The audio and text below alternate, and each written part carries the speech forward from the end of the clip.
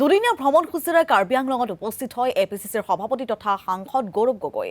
জিলাখনৰ দেইথলত প্ৰথমখন সভা সম্বোধন কৰি এপিচিচিৰ সভাপতিগৰাকীয়ে মুখ্যমন্ত্ৰীৰ লগতে বিজেপি দলক তীব্ৰ সমালোচনা গৌৰৱ গগৈৰ। লখিমপুৰত খিলঞ্জীয়া মানুহৰ কঠীয়াতলিত জেচিবিয়ে ধ্বংস কৰা কাৰ্যকো সমালোচনা সাংসদগৰাকীৰ। বিয়লি বোকাজানত এখন সভা সম্বোধন কৰি ডিফুত দলীয় সভাত ভাগ ল'ব সাংসদগৰাকীয়ে। গৌৰৱ গগৈক সংগ দিয়ে কাৰ্যকৰী সভাপতি ৰজনা টেৰ্কিৰ লগতে বহুকেইগৰাকী কংগ্ৰেছী নেতাকৰ্মী। চাওক, গোটেই কাৰ্বি আংলং হিমন্ত বিশ্ব শৰ্মা ডাঙৰীয়াৰ বাবে এটা এটিএম, বালিৰ এটিএম, পাথৰৰ এটিএম, শিলৰ এটিএম, পইচা এটিএম। তেওঁ আমাৰ কাৰ্বি আংলঙৰ ভিতৰতে হওক বা ডিমাচাওৰ ভিতৰত ডিমাচা মানুহে হওক বা কোকৰাঝাৰৰ ভিতৰত আমাৰ বড়ো মানুহে হওক, হিমন্ত বিশ্ব শৰ্মা ডাঙৰীয়া অসমৰ ট্ৰাইবেল মানুহক সন্মান নকৰে।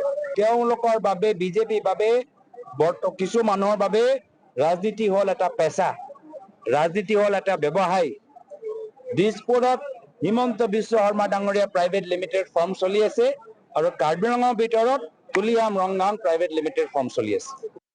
এয়া হ'ল অহংকাৰী ৰজাৰ চৰিত্ৰ।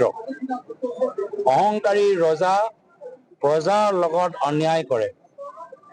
ক্ষমতা হিমন্ত বিশ্ব শৰ্মা ডাঙৰীয়া মূৰত সোমাই গৈছে আৰু এইবাবে তেওঁলোকে আৰু তেওঁলোকৰ প্ৰশাসনে অমানৱীয়ভাৱে আমাৰ অসমৰ ৰাইজক আজি অন্যায় কৰিছে, অত্যাচাৰ কৰিছে।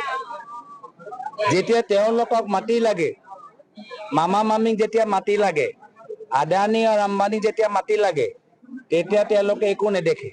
তেতিয়া 6 schedule দেখা নাপায়, তেতিয়া VGR দেখা নাপায়, তেতিয়া ৰিজাৰ্ভ মাটি দেখা নাপায়, তেতিয়া ট্ৰাইবেল মাটি দেখা নাপায়।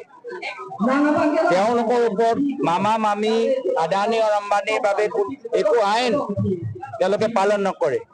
এই গোটেইবোৰ উচ্ছেদ মাত্ৰ দুখীয়া মানুহৰ ওপৰত অমানৱীয়ভাৱে। আমি এই ক্ষেত্ৰত বাৰম্বাৰ আমি কৈছো যে এইখন বৰ্তমান চৰকাৰ অহংকাৰী ৰজাৰ দৰে ৰাইজক অন্যায় কৰিছে আৰু এই অহংকাৰী ৰজাৰ ৰাজত্ব আগন্তুক দিনত কংগ্ৰেছে নাইকিয়া কৰিব।